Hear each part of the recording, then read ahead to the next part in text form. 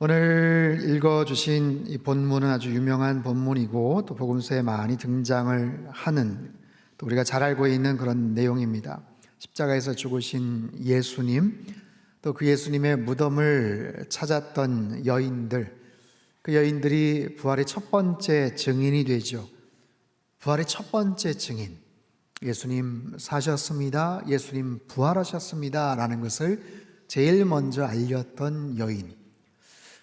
사실 당시 문화적인 또 시대적인 그런 상황 속에서 그 여인들이 하는 그 말에 대한 어떤 신뢰나 어떤 공신력이나 이런 부분들이 그렇게 인정받지 못했던 그런 시절이었습니다. 그렇기 때문에 만약에 누가 이 부활 사건을 억지로 꾸며냈다라고 한다면 절대로 여인들이 첫 번째 증인이라고 하지 않았을 거예요. 그럼에도 불구하고 분명히 예수님께서 부활을 하셨고 그 부활의 그 현장에 첫 번째 증인으로서 이 여인들이 소개가 되죠. 자, 이들은 누구였습니까? 오늘 보면 1절 말씀을 우리 같이 한번 읽겠습니다. 시작. 안식 후 첫날 새벽에 이 여자들이 그 준비한 향품을 가지고 무덤에 가서, 자, 안식 후 첫날이라고 소개를 합니다. 안식 후 첫날. 우리들은 아침에 눈을 뜨면, 또 해가 뜨면 하루를 시작한다라고 개념을 그렇게 갖고 있지만, 지극히 그것이 당연한 것이지만, 또 히브리 사람들, 유대인들은 하루의 시작을 저녁 6시서부터 하루를 카운트를 합니다. 그래서 예수님께서 오후 3시에 십자가 달려 죽으시고 무덤에 누이시고 나서 이제 금요일 저녁 6시부터 이제 안식일이 시작이 되는 거예요. 금요일 저녁 6시부터 토요일 저녁 6시까지가 이제 안식일이겠죠. 그리고 토요일 저녁 6시부터는 안식 후 다음 날, 안식 그 다음 날로 그렇게 계산이 됩니다. 그래서 안식 후 첫날 그 새벽에, 해가 뜨기 전 그 새벽에 여인들이 무덤에 갑니다. 왜 갔을까요? 여인들이 준비한 향품을 준비해 가지고 예수님의 시신을 닦아드리고자 무덤을 찾아가는 거예요. 해가 뜨지 않은 캄캄한 새벽에 여인들이 무덤에 갑니다. 그것도 시신을 닦으러 갑니다. 오래전 전설의 고향에 나올 법한 그런 이야기이죠. 사실 이들의 행동은 너무나도 무모하고 어리석어 보이기까지 합니다. 그들이 간다고 해서 시신을 찾을 수 있는 게 아니에요. 빌라도의 명령에 의해서 돌문은 이미 굳게 닫혔고 거기에 인봉이 되어 있는 상태입니다. 봉인이 되어 있었고 또 군사들이 그것을 지키고 있었죠. 찾아간다고 해서 이것 좀 잠깐 문 좀 열어주세요 할 수 있는 그런 것이 아니라는 거예요.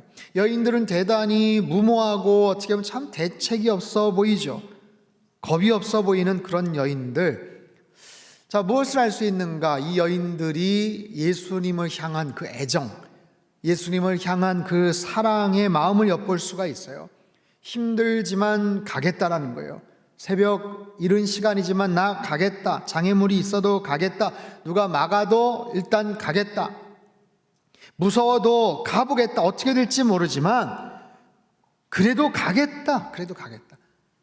자, 가겠다라는 마음보다는 어떻게 보면 가지 않고서는 견딜 수 없는 마음, 가지 않고서는 견딜 수 없는 그런 마음.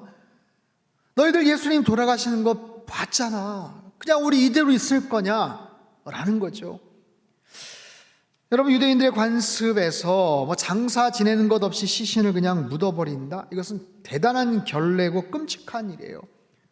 오늘날 코로나 바이러스로 인해서 큰 도심, 뉴욕, 유럽에도 시신을 어떻게 안치하기가 어려워서, 장례를 어떻게 하기가 어려워서, 계속 쏟아지는 그 시신을 처리하기가 어려워서 막 냉동 트럭에 그냥 막 쌓아대는 그 모습을 한번 보십시오. 가족들이 그 모습을 본다고 한번 상상해 보세요. 얼마나 기가 막힐 노릇이에요. 여러분, 마치 그런 거죠. 내 사랑하는 존경하는 예수님께서 그냥 저렇게 처절하게 죽으시고 그냥 무덤에 그냥 갇혀버리시는 그 장면들, 너무 안타까운 거예요. 너무 속상한 거예요. 남자 제자들도 물론 배와 그물을 버려두고 직업을 포기하고 예수님을 온전히 따랐다고 하지만 사실 이 예수님에 대한 이 열정, 이 여인들의 열정과 사랑에 못 미치는 것 같아요. 이 여인들에게 있어서 예수님은 정말 전부였어요. 자신들의 생각과 믿음을 완전히 바꿔버리고 자신들의 인생을, 자신들의 운명을 바꿔주신 예수님, 사랑하고 존경하는 그 마음을 갖고서 헌신하며 따라왔던, 갈릴리에서부터 계속해서 따라왔던 그 충성과 애정을 갖고 섬기고자 했던 그 여인들의 모습, 이들이 결국 부활의 첫 번째 증인이 됩니다. 자, 그들이 무덤에 갔어요. 가서 어떻게 되었는가? 2절, 3절, 4절입니다. 같이 읽죠. 시작. 돌이 무덤에서 굴려 옮겨진 것을 보고 들어가니 주 예수의 시체가 보이지 아니하더라. 이로 인하여 근심할 때에 문득 찬란한 옷을 입은 두 사람이 곁에 섰는지라. 자, 무덤이 열렸다. 부활의 증거죠. 시신이 보이지 않는다. 부활의 증거예요. 그럼에도 예수님에 대해서 부활을 하셨을까? 감히 상상하지를 못하고 있어요. 부활 사건이라는 것이 얼마나 믿기가 어려운가, 그것도 있지만 그보다도 예수님의 죽음이 너무 충격적이었던 것 같아요. 불과 얼마 전에 그들이 목격했던, 고스란히 처음부터 마지막까지 다 옆에서 봤던 그 예수님의 마지막 돌아가시는 장면, 피가 철철 터지고 뼈가 부스러지고 신음하고 고통 가운데서 마지막 정말 숨을 거두시는 그 모든 장면을 너무 강렬하게, 너무 가슴 아프게 목격을 했던 이 여인들이 감히 상상을 못한 거죠. 부활을 하셨을 것이다, 상상을 못하는 거예요. 자, 보세요. 이 여인들의 이 마음, 새벽에 무덤에 찾아갔던 그 용기, 그 담대함, 또한 예수님을 향한 그 헌신과 그 사랑의 마음. 자, 오늘날 한번 확인해 보죠. 우리에게는 이런 사랑이 있는가? 예수님을 향한 이런 헌신과 열정과 사랑이 있는가? 오늘 부활절을 맞이해서 정말 오랜만에 이 자리에 오셔서 지금 예배 드리시는 분들도 계세요. 여의치가 않아서 여전히 영상으로 남아 간절한 마음으로 지금 예배를 드리시는 그런 분들도 계세요. 하나님, 주님을 향한 그 마음, 교회에 대한, 이 예배에 대한 이 갈급한 목마름, 이 절박함들, 여러분 그 마음을 잘 간직하시고 기억하세요. 부활의 증인이라는 것은 다른 게 아닙니다. 말을 얼마나 잘하는가, 얼마나 대단한 것을 목격을 했는가, 그것도 중요하지만 무엇보다도 예수님에 대한 그 사랑이 얼마나 있는가, 주님을 향한 얼마나 대단한 열정과 사랑이 있는가. 특별히 말도 증인으로서 잘 해야 되고 특별한 상황도 경험을 하는 것도 중요하지만 이 사랑, 주님을 향한 이 사랑, 이 애정, 이것이 없으면 증인으로서 역할을 제대로 감당할 수가 없죠. 사랑하는 성도 여러분, 주님을 더욱더 뜨겁게 사랑하시는 저와 여러분 되시기를 축원합니다. 지금까지 살아오면서, 믿음 생활하면서 내 지금 상황이 형편이 어떠하든지, 지금 내가 어디에서 예배를 드리든지 간에 내 마음속에 있는 이 사랑, 주님, 이 사랑이 더 깊어지기를 원합니다. 내가 그동안 어떤 직분을 맡고 어떤 사역을 얼마나 대단히 했고 그것이 중요한 것이 아니라 지금 주님을 향한 이 사랑이 더 깊어지고 있습니다. 더 주님을 향해서 뜨겁게 주님을 향해 나아가고 있습니다. 그 사랑이면 되는 거예요. 그 사랑, 그 마음, 그 사랑을 꽉 붙잡고 살아갈 때 우리는 부활의 증인으로서 살아갈 수 있더라라는 거예요. 그 누구보다도, 그 이전보다도 더 뜨겁게 예수님을 사랑하시는 저와 여러분의 삶이 되시기를 주님의 이름으로 축복합니다. 자, 부활의 증인들, 그들은 누구였습니까? 6절에서 8절까지 말씀입니다. 같이 읽죠. 시작. 여기 계시지 않고 살아나셨느니라. 갈릴리에 계실 때에 너희에게 어떻게 말씀하셨는지를 기억하라.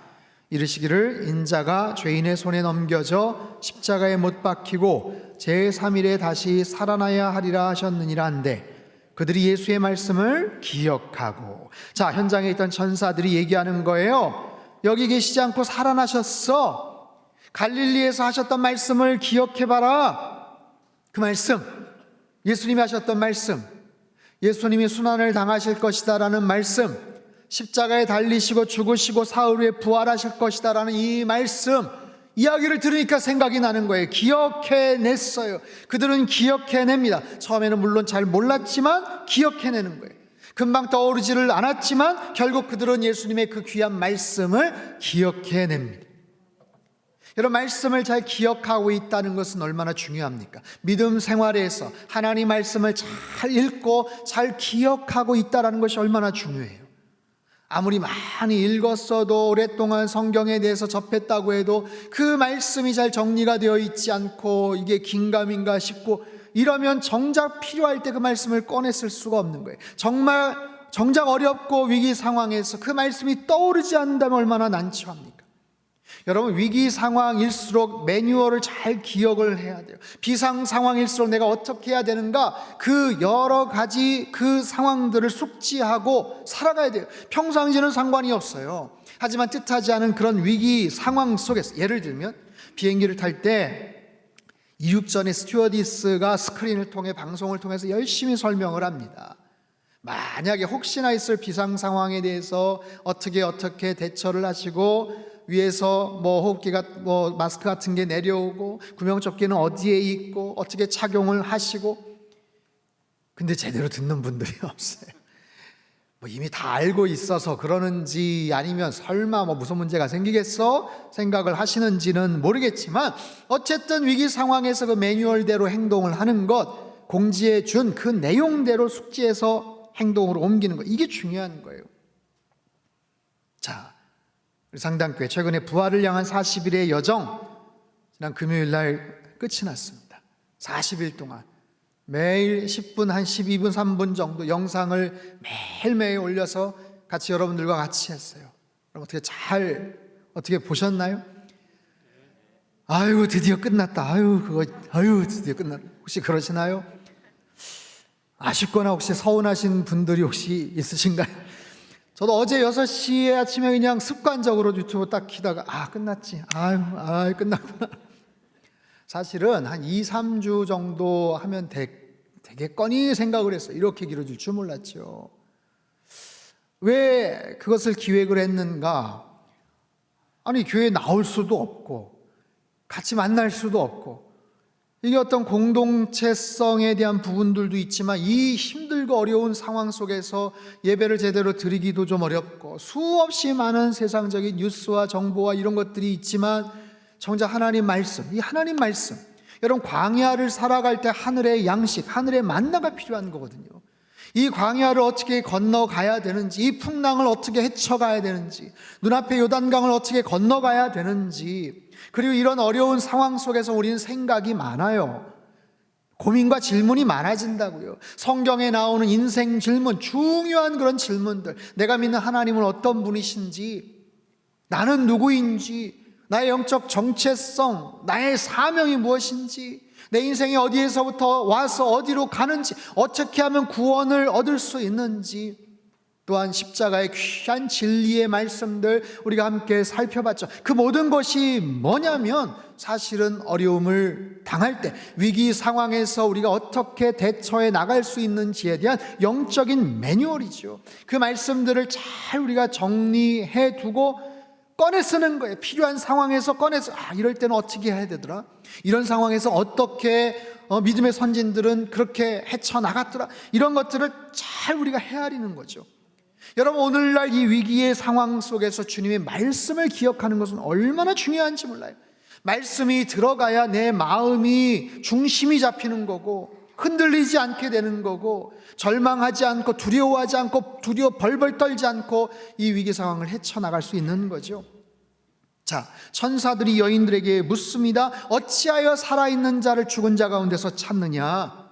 어찌하여 산 자를 죽은 자 가운데서 찾느냐? 여러분, 성경에 이 어찌하여 라고 시작이 되는 굉장히 중요한 질문들이 많아요. 왜 그러느냐라는 거예요. 왜? 너희들 왜 그렇게 행동하느냐라는 거예요. 너 왜 그렇게 낙심하고 있느냐라는 거예요. 너 왜 그렇게 두려워하고 있느냐? 왜 그렇게 힘들어하고 있느냐? 사랑하는 성도 여러분, 우리 주님이 부활하셨어요. 여러분, 아무것도 두려워하지 마시길 바랍니다. 우리 주님이 나의 왕이 되어주셔요. 여러분, 두려워하지 마십시오. 그분이 나의 왕이라면, 그분이 나의 인생의 주권자가 되신다면, 그분이 살아 역사하시는 능력의 하나님이시라면 그분이 나를 지켜 보호해 주셔요. 여전히 그분이 나를 사랑하시고 살아 역사하시는 그 주님 앞에 내가 어떻게 반응을 하는가? 사망 권세를 깨뜨리시고 부활하신 그 주님의 부활의 증인이 되기를 원하신다면 여러분, 말씀을 가지고 묵상을 하시고 마음을 지키시고 이 귀한 생명의 말씀을 선포하고 증거해야 되지 않겠어요? 우리가 이 말씀을 가지고 내 마음을 지키는 것, 더 나아가서 어렵고 힘든 상황 속에서 두려워하고 힘들어하고 낙심하는 주변의 사람들, 얼마나 그런 사람들이 많은지 몰라요.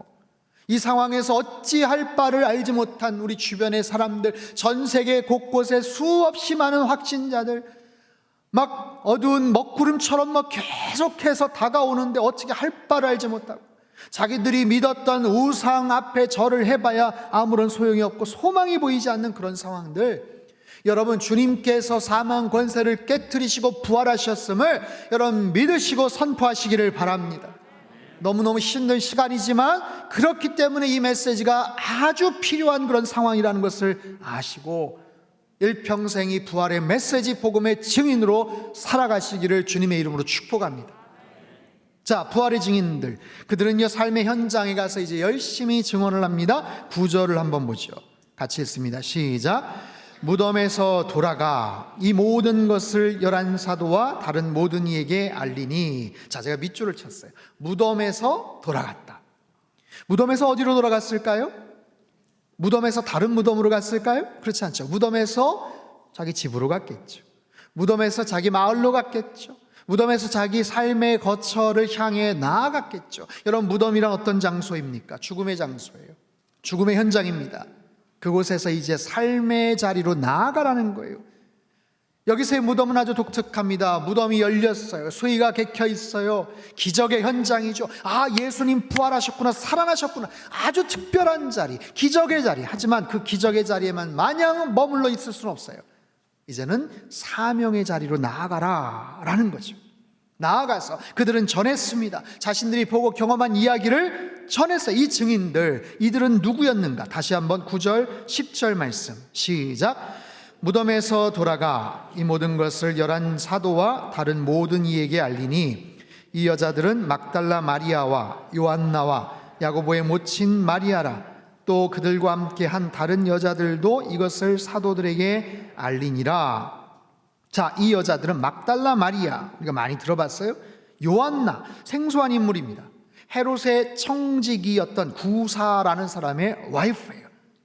예수님과 제자들을 평상시에 아주 비밀리에 잘 섬겼던 그런 여인, 야고보의 어머니 모친 마리아, 또 다른 마리아, 그리고 그들과 함께한 다른 여자들 해서 최소 5명의 여인들, 최소 5명의 여인들, 이들이 전합니다. 가서 알립니다. 자, 11사도에게 말합니다. 부활의 소식을 전합니다. 그리고 다른 모든 이에게 알립니다.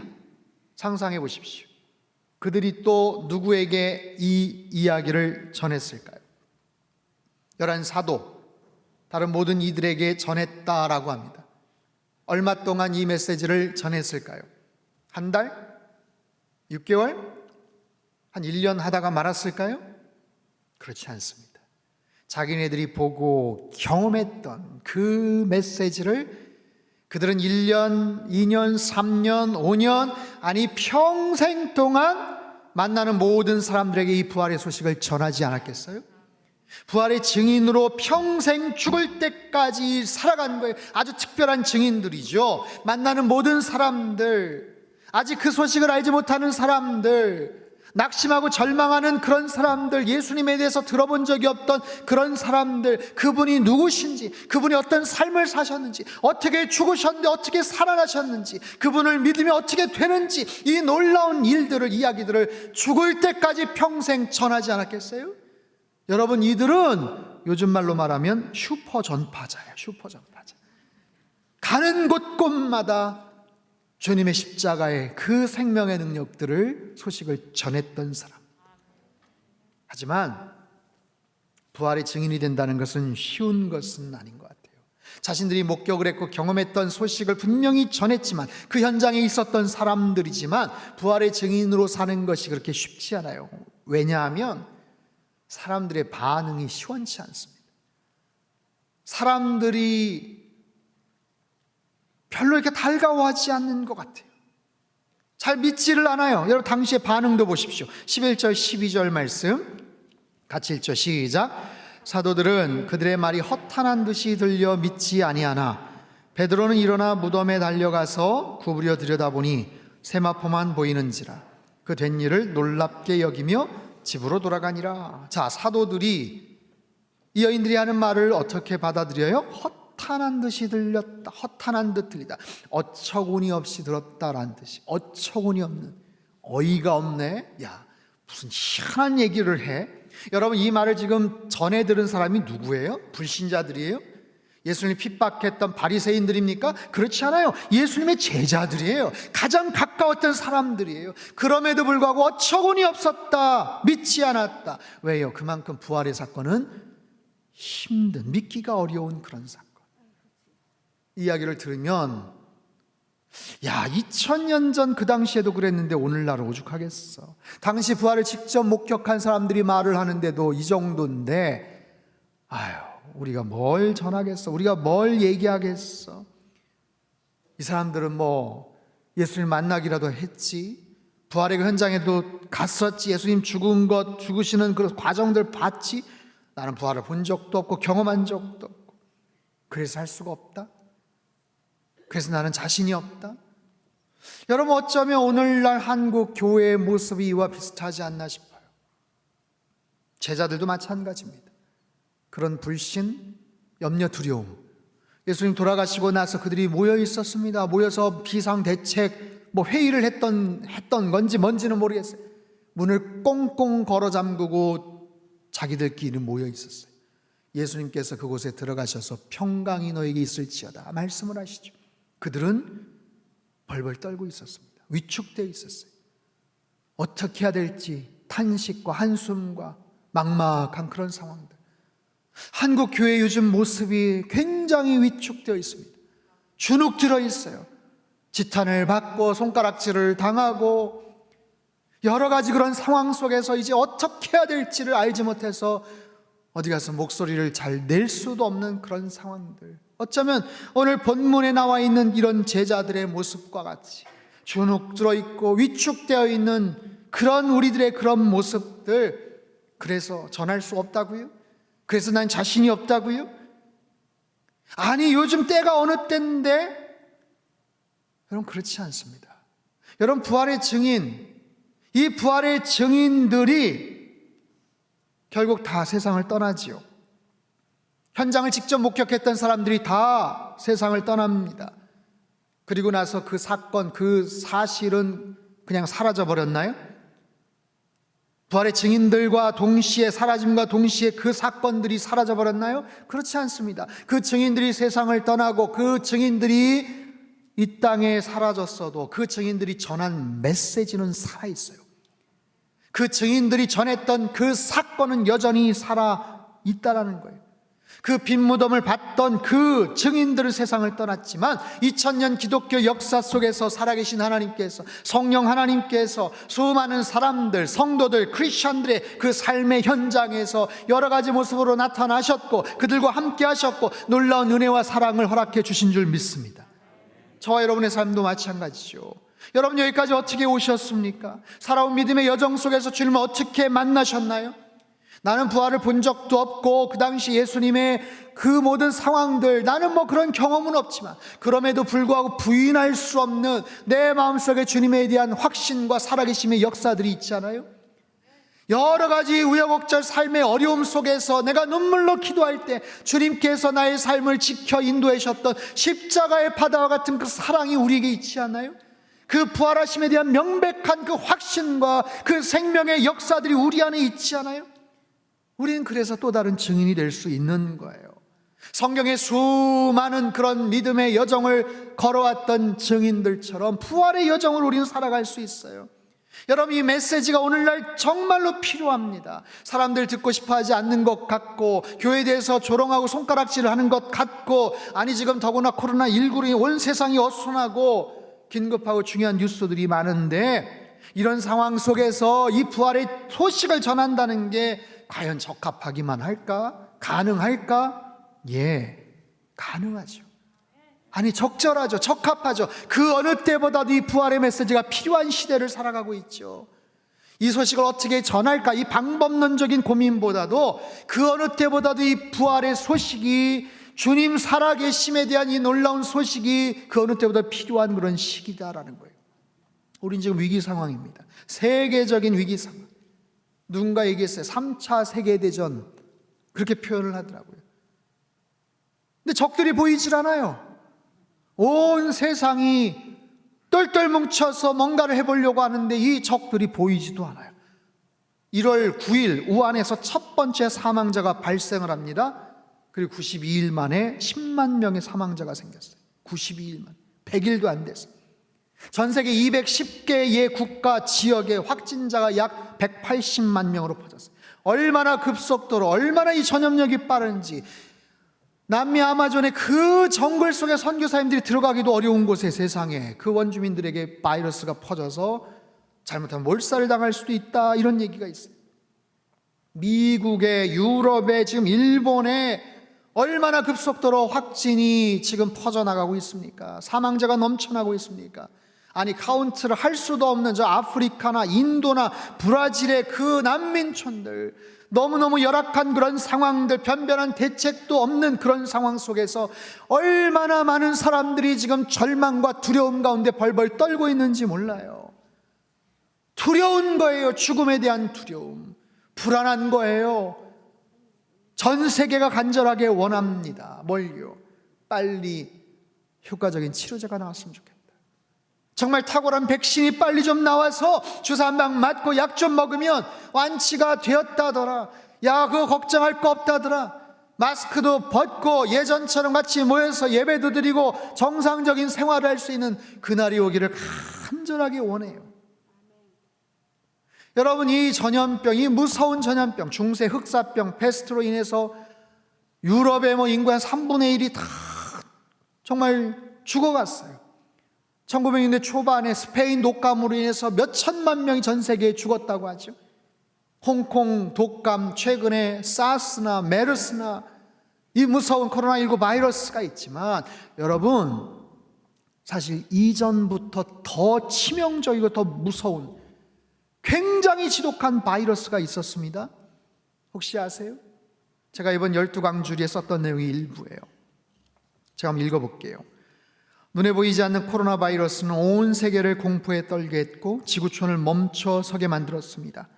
사망자 수가 늘어나면서 사람들은 두려워합니다. 하지만 이보다 더 무서운 바이러스가 있습니다.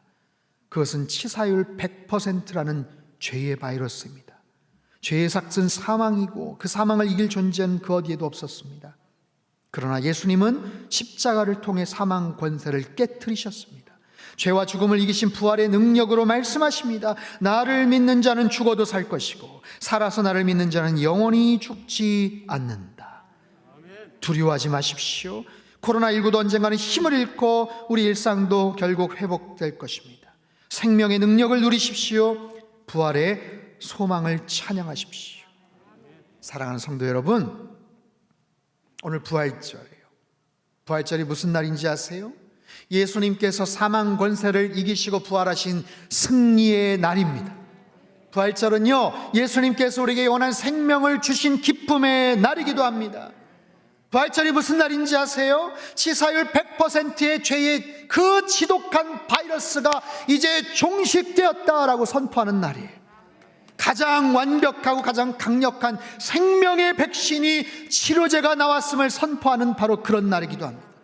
예, 그런 거예요. 십자가의 사건, 부활 사건, 역사의 가장 중요한 사건이죠. 그래서 우리들은 아직도 죄와 죽음의 권세 아래 있는 사람들에게, 절망과 두려움에 떨고 있는 사람들에게 이 소식을 전해야 되는 거예요.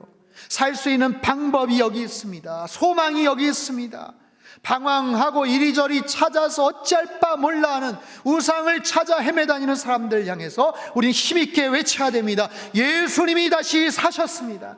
주님 다시 살아나셨습니다. 당신은 이제 살아날 수 있습니다. 주님께서 우리에게 부활과 생명을 주실 겁니다. 그런 부활의 증인으로 우리는 살아가야 돼요. 우리 같이 한번 기도하겠습니다. 살아계신 하나님 감사합니다. 사망 권세를 깨트리시고 부활하신 주님의 그 놀라운 은혜와 능력을 찬양합니다. 하나님, 세상이 너무나도 지금 힘들고 어려운 가운데 있습니다. 수많은 사람들이 절망 가운데, 죽음의 공포 가운데 어찌할 바를 알지 못합니다. 그 어느 때보다도 소망과 생명의 소식이 필요합니다. 주님, 우리들이 부활의 증인으로 살게 하여 주시옵소서. 부활의 강력한 메시지를 확신하며 선포하게 하여 주시옵소서. 온 세계를 뒤덮고 있는 두려움과 절망과 죽음의 질병이 다 떠나가게 하여 주시옵소서. 일평생 부활의 능력과 그 권세와 사랑 앞에 온전하게 찬양하며 반응하게 하시고 마음껏 그 생명과 기쁨을 누리며 살아가는 부활의 증인되어 살게 축복하여 주시옵소서. 존귀하신 예수님의 이름으로 기도합나이다. 아멘.